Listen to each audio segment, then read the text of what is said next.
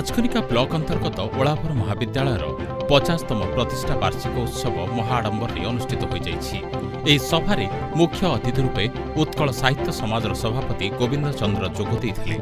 मुख्य वक्ता रूपे संपादक प्रतिभा दर्पण दिलीप कुमार दास जोग देइथिले। एही प्रतिष्ठा वार्षिक उत्सव में महाविद्यालयर अध्यक्ष हलधर बेहेरा सभारे सभापतित्व करथिले।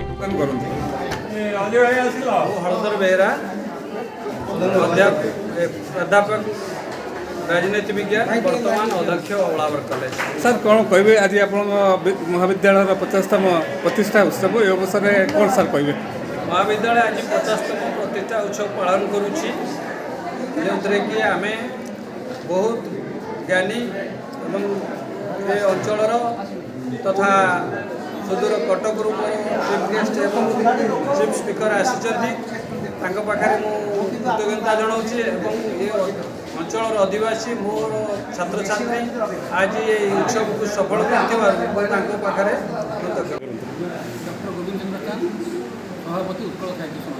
सर आज आप ओढ़ार महाविद्यालय 50तम वार्षिक उत्सव में जोग देते मुख्य अतिथि भाव में ये अवसर में छात्र छात्री मानक कौन सार परामर्श देवे?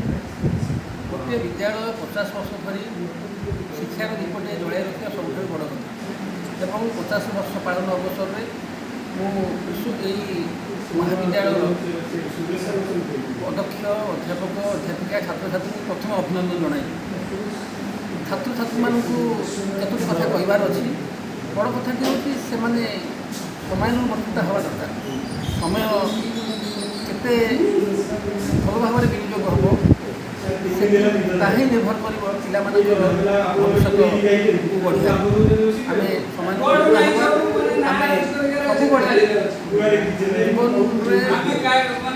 अन्य केते किछि करि परिबा गोटे सचेतन भाव निजर कर्तव्य निर्वाह करवा सेटा पिला आज बार्ता सबुबले जीवन आगु बढ़ुची जीवन में आगु बढ़िया भितर आम आमर भूमिकाटा केते भल भाव में निर्वाह करूँ आम सब विचार करवा दरकार।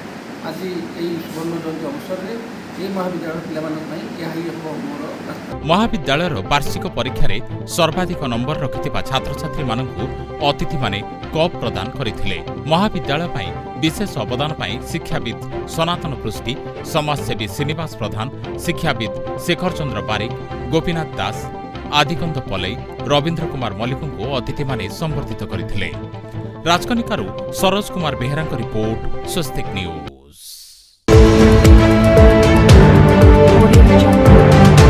अताबिरा ट्रक मालिक संघ पक्षर प्रतिवर्ष अगस्ट 15 तारिख दिन विभिन्न स्वास्थ्य संबंधी समस्या को नहीं मागणारे स्वास्थ्य परीक्षा जोगई दि जाए। ए वर्ष अग्रेसन भवन ठारे चक्षु परीक्षा पर आयोजित केन्द्र में त्रिलोचन नेत्रालय सहायतार प्राय 200 जन चक्षु परीक्षा कराइथिबा बेले प्राय 32 जन बिना मूल्य ऑपरेशन कराजिबो।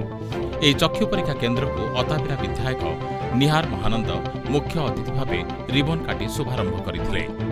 अताबिरारू दीपक ब्रह्मभट्टଙ୍କ रिपोर्ट, स्वस्तिक न्यूज।